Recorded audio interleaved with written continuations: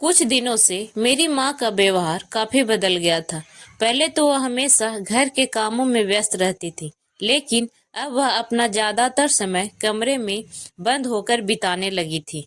कभी कभी वह कमरे से बाहर आती तो भी ताला लगा कर जाती। मुझे यह सब बहुत अजीब लगता और धीरे धीरे मैं इस बात को लेकर चिंतित हो गया। मुझे समझ में नहीं आया कि आखिर माँ को ऐसा क्या हो गया है कि वह हमसे दूर रहने लगी है। एक दिन जब माँ कमरे से बाहर गई, मैंने चुपके से उनके कमरे का दरवाजा खोला। जैसे ही मैं अंदर घुसा, मेरी आंखें फटी की फटी रह गई। कमरे की दीवारों पर हर जगह पेंटिंग्स लगी हुई थी। कई रंगों के चित्र थे, कुछ फूलों के, कुछ प्राकृतिक दृश्य और कुछ तो ऐसे थे जो सिर्फ माँ की भावनाओं और सोच को ही प्रकट करते थे। मुझे याद आया कि मेरी माँ हमेशा से शांति और सौंदर्य की ओर आकर्षित होती थी, लेकिन मैंने कभी सोचा नहीं था कि वह इस कला के क्षेत्र में इतनी गहरी रुचि रखती होगी। मुझे समझ में नहीं आया कि ये पेंटिंग्स उन्होंने कहाँ से बनाई।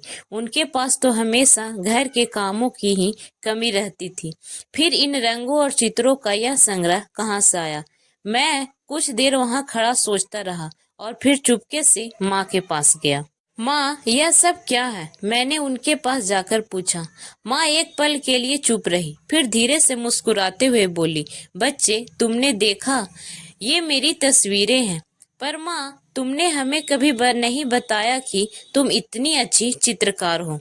ये सारी पेंटिंग्स इतनी सुंदर है, क्या तुम हमें पहले ही बता सकती थी?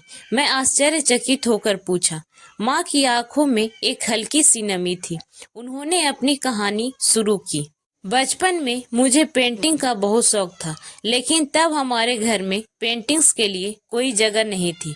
मेरे माँ बाप हमेशा कहते थे कि घर का काम करो, यही काम आएगा। मेरी जिंदगी का उद्देश्य हमेशा यही था कि घर को साफ सुथरा रखूं और परिवार की देखभाल करूं।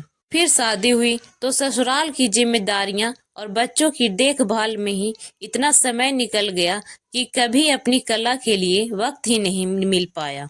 माँ की बातों में एक गहरी उदासी थी, लेकिन साथ ही एक संतोष भी था, जैसा कि वह इस बात को स्वीकार कर रही हो कि जीवन ने उसे एक नए मोड़ पर ला खड़ा किया है। वह आगे बोली, जब तुम बड़े हो गए और अपनी जिंदगी में व्यस्त हो गए, तो मुझे लगा कि अब मुझे अपनी रुचियों को फिर से जीने का समय मिल गया है।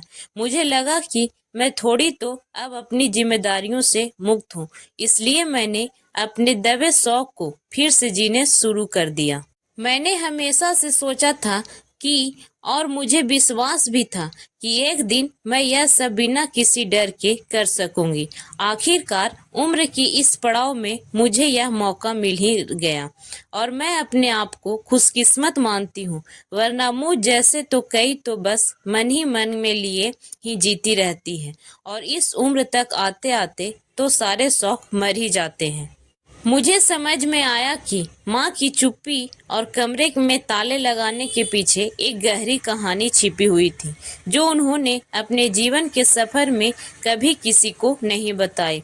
मुझे यह समझ आया कि माँ को अपनी इस कला को जिम्मेदारियों के बोझ तले दबाना पड़ा और साथ ही यह भी सिखाया कि अपना कर्तव्य किस तरह से निभाया जाता है। अपने लिए तब जिया जब सभी जिम्मेदारियों को अच्छे से निभा दिया। माँ ने मुझे यह सिखाया कि उम्र कभी भी किसी शौक को पूरा करने में रुकावट नहीं बनती और हर इंसान को अपनी आंतरिक अभिव्यक्ति के लिए कुछ समय देना चाहिए। माँ की पेंटिंग्स अब मेरे लिए सिर्फ रंगों और चित्रों की पेंटिंग नहीं है, बल्कि एक प्रेरणा है कि जीवन में कभी भी कुछ नया शुरू किया जा सकता है और कभी भी अपने सपनों को पूरा किया जा सकता है। आपको ये कहानी कैसी लगी दोस्तों? हमें लाइक कमेंट करके जरूर बताएं और भी ऐसी कहानी सुनने के लिए हमारे चैनल को जरूर सब्सक्राइब करें। धन्यवाद।